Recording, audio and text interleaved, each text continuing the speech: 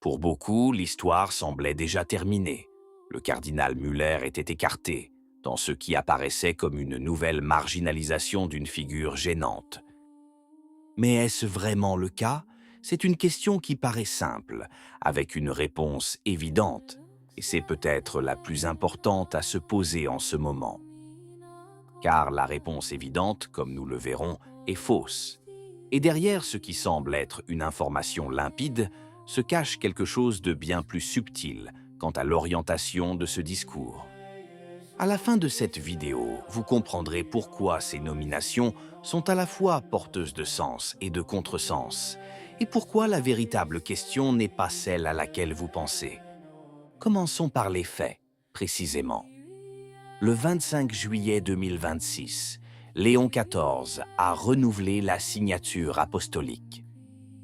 Un mot s'impose pour ceux qui ne sont pas familiers avec le jargon vaticanais. La signature apostolique est, en réalité, le tribunal suprême de l'Église, la plus haute instance judiciaire qui soit.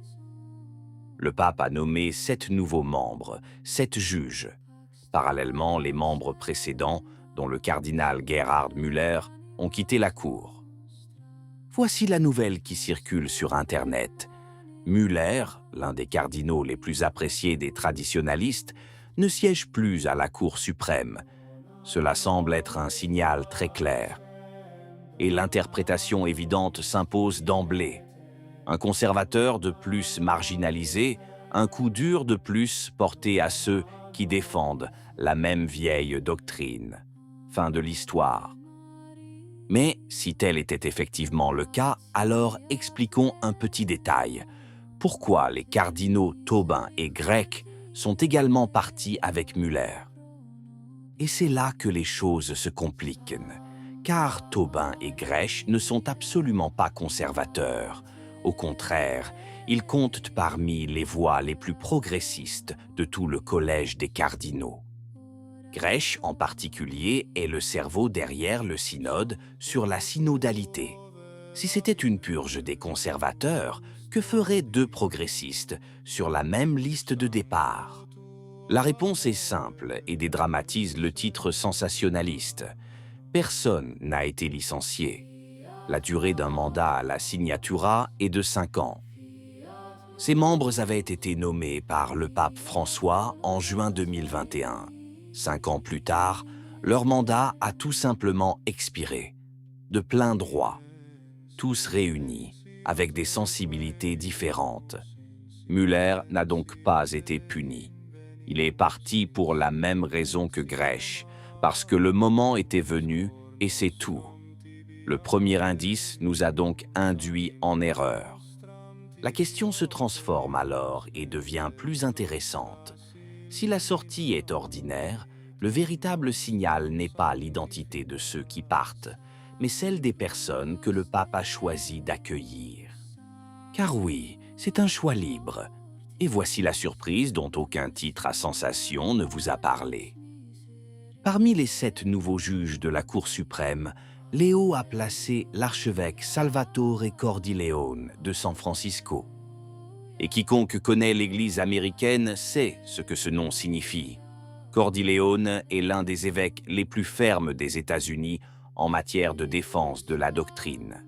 C'est lui qui a publiquement refusé la communion aux hommes politiques catholiques qui soutenaient cette pratique, laquelle met en danger la vie des enfants à naître. Une position très ferme, courageuse et non conventionnelle. Et voilà que cet homme siège désormais au tribunal suprême de l'Église, choisi directement par Léon XIII, un geste pour le moins inattendu de la part d'un pape progressiste.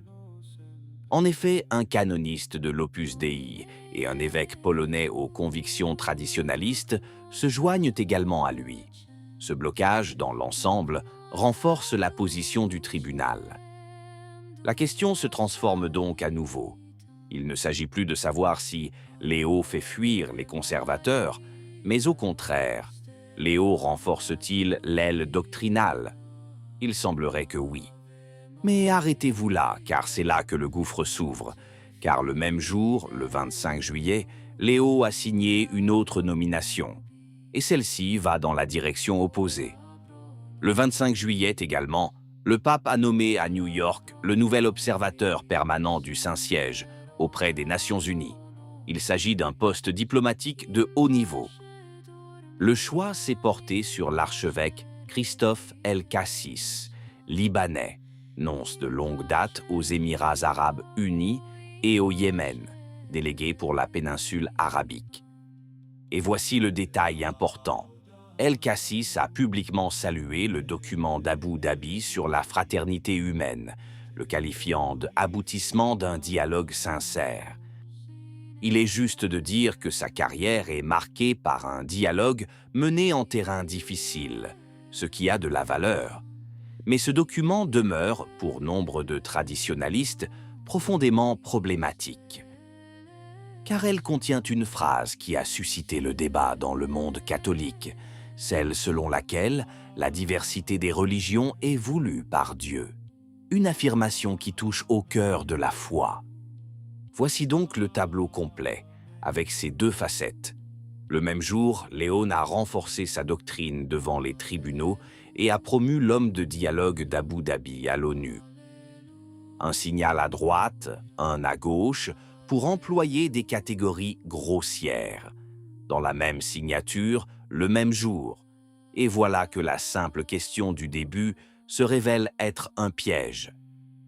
Car quiconque cherche une étiquette facile reste bredouille. Si l'on regarde la signature, Léon semble conservateur. Si l'on regarde l'ONU, c'est tout le contraire. Le même pape, le même jour, deux visages. Et ce n'est pas la première fois que cela se produit ces derniers mois.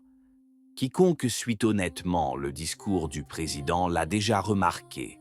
Des gestes rassurants envers les traditionalistes alternent avec d'autres qui les inquiètent sans logique apparente. Certains en profitent pour construire un pape imaginaire, façonné selon leurs propres désirs, ne conservant que les gestes qui leur plaisent.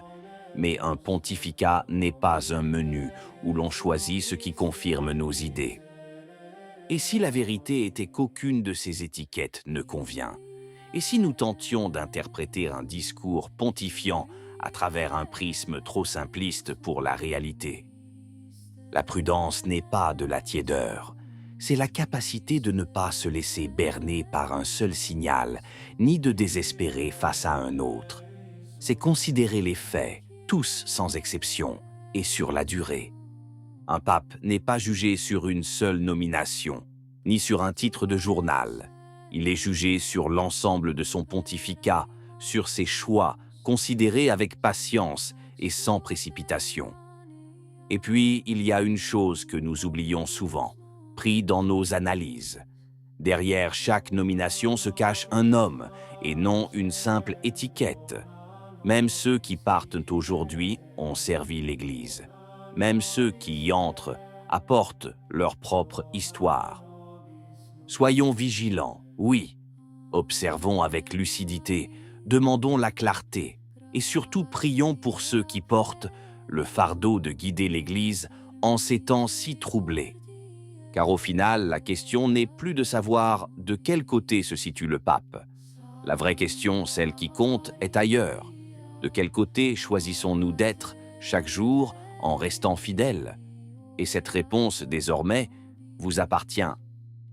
Qu'en pensez-vous? Si la vidéo vous a plu, laissez un commentaire. Amen. Que Dieu vous bénisse.